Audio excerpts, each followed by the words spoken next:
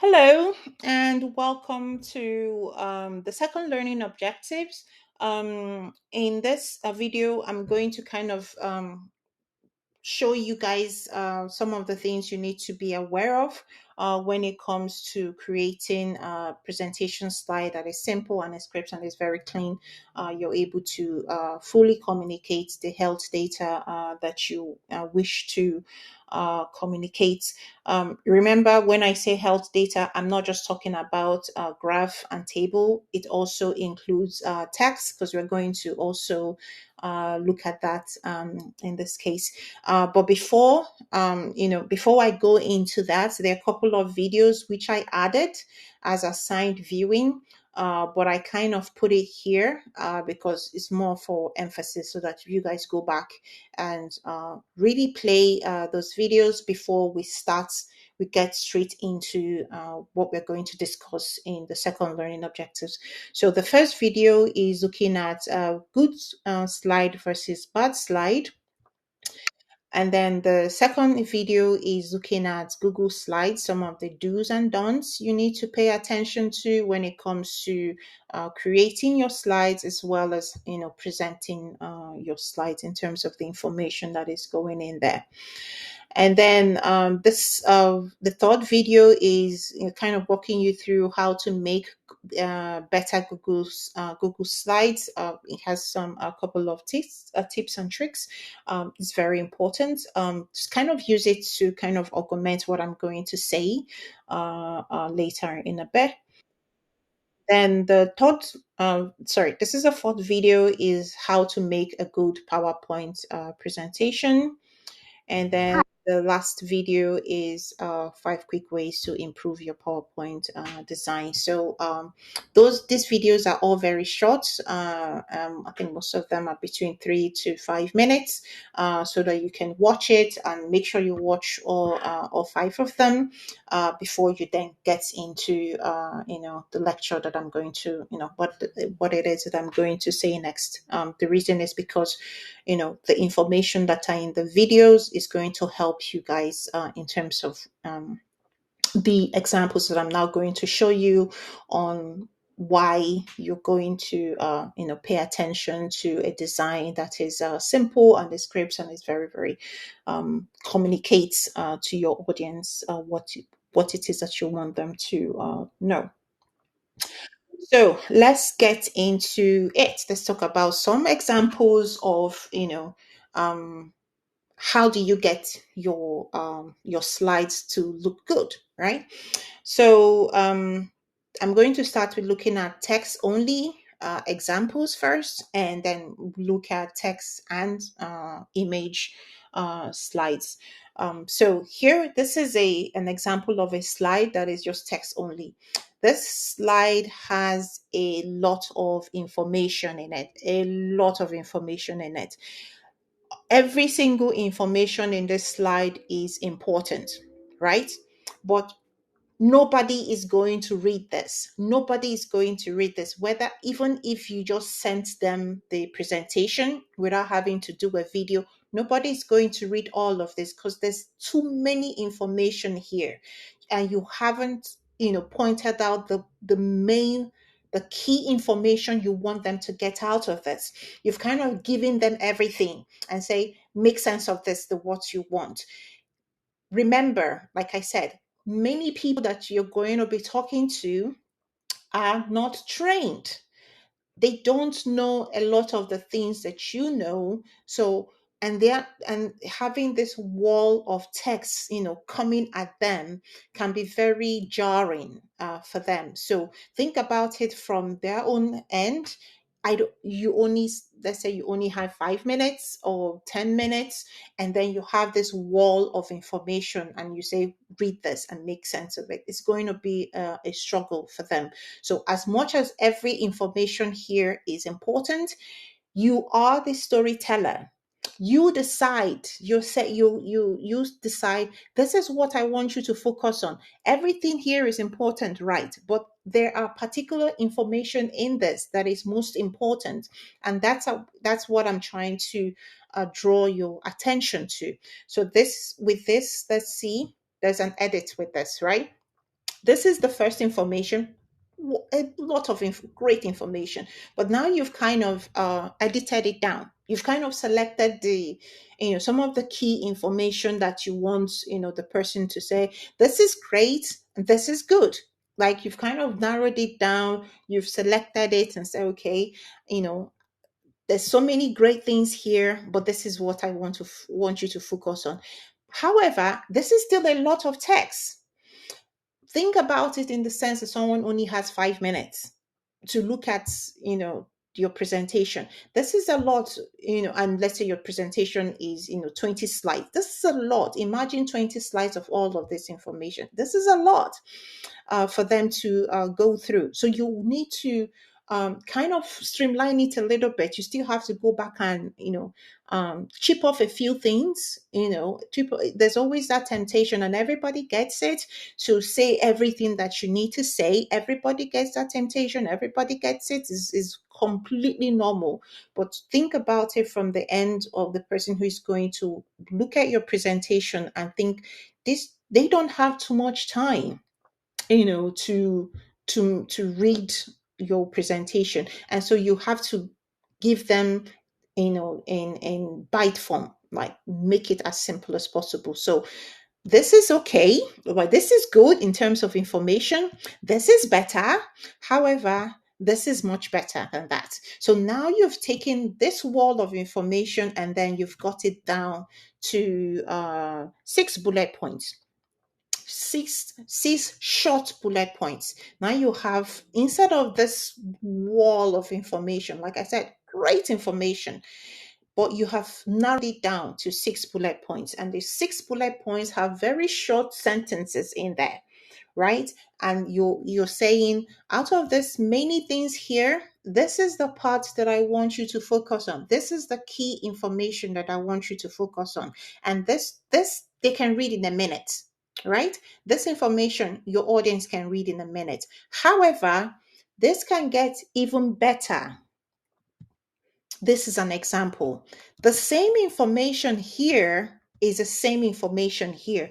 The difference is there is so much more white space in this slide compared to this slide. And so because there's a lot more white space here, when I say white space, I mean the part of the slide that doesn't have anything written on it. It communicates, there's less things for, like your eyes is saying, okay, this is quicker, this looks as if, there's fewer things for your audience to read compared to this looks like there's a lot of things, like there's too many things, kind of drawing the attention of your eyes and saying, oh, look at me, look at me. By the time you simplify it like this even more, the same information is here. Remember, the same information is here, is the same information is here. But because of the way that this slide has been presented, this slide here looks like it has fewer information than this does.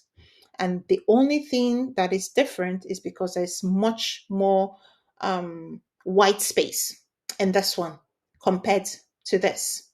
So that is something else to kind of pay attention to when it comes to your presentation. As much white space as possible, as much white space as possible, because when you do that, you're kind of in a way of telling the eyes of your audience, this is what I want you to consume. It's telling it, focus on this.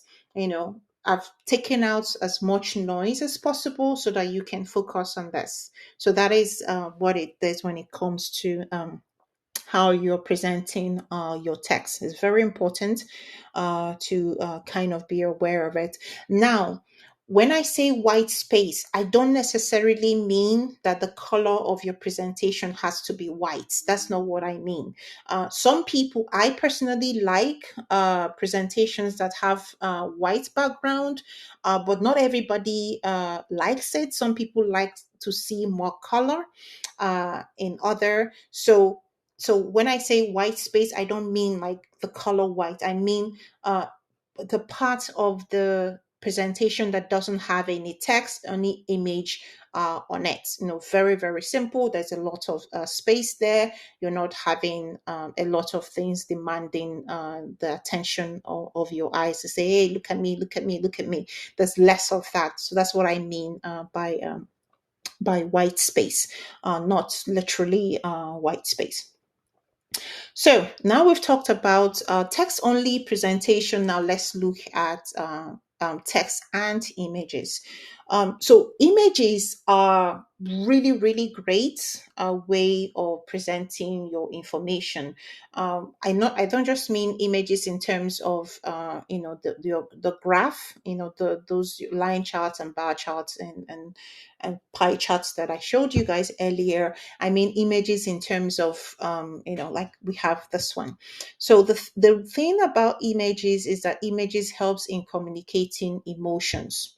The emotion that you want to be in the text, you're using images to communicate it.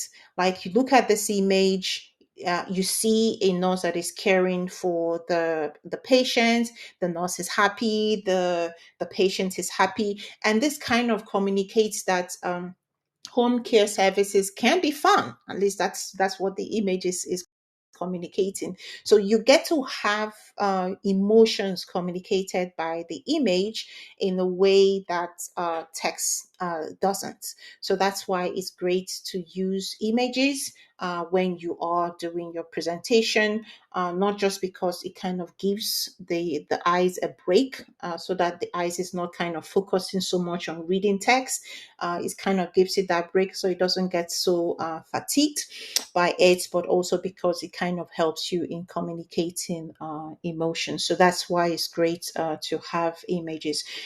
That said, you want to also make sure that your images do not clash with your text and that your images do not clash with the color of your presentation. So there's so much things going on with this slide here. We have three different colors, like three distinct colors. We have this dark blue, we have white in the background, and then we have this, I don't know, milk-like kind of color. This color kind of looks very similar to the cotton in this image, but the problem is that the text in this that is inside this color is white and it's too light, and therefore as much as this color complements the image, it kind of is not good for the text. So it's going to mean that anyone who is going to look at this text is going to strain their eyes to make out the words that are here because of how much the color is kind of clashing. The white color is way too is it's dulled too much because of the color of the background. So this is something to kind of pay attention to. Not to mention that there's a lot of text, so your audience is going to be struggling to see the text that is written, but also there's also a lot of things that you're asking them to read. So that is another thing when it comes to choosing the colors of your presentation, just to make sure that's just the same way that I did with the text only example. You're also being mindful not to put too many texts, even if you're using images, because it kind of gives a lot of work for your audience. Right. So this is the same image here, the same slide, but now I've changed up the color. This has three colors as well, three primary colors. Actually, it has four. You have white, you have black, you have blue, and you have yellow. The problem isn't so much on the number of colors, but the colors are competing a lot, especially the bright blue and the bright yellow. It's very, very busy. It's going to be a strain on your audience in order to read this. It still has the same problem of the color of the text being kind of being swallowed up by the color of your background. So there's still that struggle there. but the colors don't kind of merge. They're not complementary. So you have very loud colors, and then that's with the colors, but you also at the same time your text are kind of being swallowed in by it. And then you have a situation whereby the size of your font is much larger than this one. So you have much fewer white space in the slide than you have in this. So which means that your audience is going to struggle to engage with the slide for many reasons. One, there's too many bright competing colors. The color of your text is drowning in the color of your background, and there's if too many texts in your slide, and then you have very few white space. So that is a challenge why a slide like this can be very, very difficult for your audience, because it's just too much. There's too much noise in this slide. So as much as possible, try to reduce the noise in your presentation. And then we have this slide. The color contrast has kind of been smoothed out. There's fewer colors and fewer competing colors here. This has four colors. You have the black, you have white, and then you have the gray, and then you have the kind of pale pink here. It's four colors, but then it's not as distracting as this one was. Like this has four colors, this has four colors, but this is far less distracting than that was. So it's not just in the number of colors that you're choosing, it's how those colors are kind of blending with each other and how they are kind of meshing together. So in terms of colors, this slide does a really good job of choosing colors that are complementary, that are not too loud, that are kind of blending with each other. However, this slide has fewer white space than this does, or almost the same thing. But there's too many texts in here competing for your attention.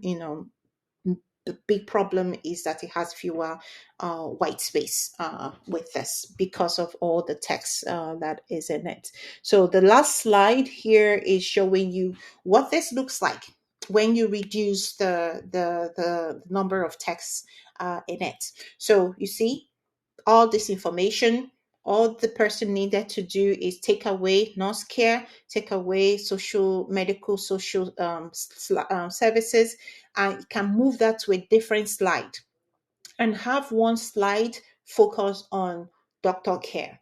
The next slide can then focus on nursing care, and then the other one can look at the next one. But here you see color is great. The color is complementary. The text is very clear. The background of the text is not very loud. It's not drowning out. The text is very clear. And now there are fewer texts that is here, and the text is large enough for someone to see. So even if you're presenting to a hall or that has so many people, 200 or 300 people, and even though you have a big screen, anybody from the back of the hall will be able to see this because the text will be large enough for them to see, and also because it's not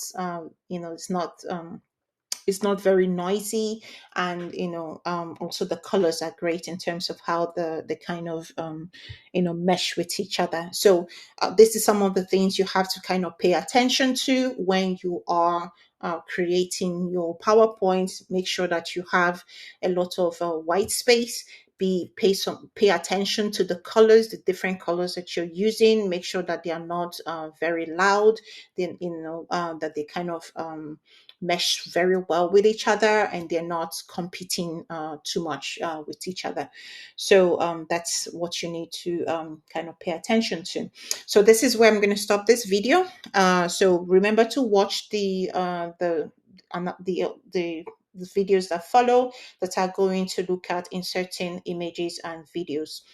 So for the third learning objective, I've kind of split it into two videos. The first video is going to look at inserting images, videos into PowerPoint. And then the next one is going to look at inserting images and videos into Google Slide. Please watch both videos so that you kind of get all the information that you need from this lecture. Alrighty, do you have a lovely day? Bye.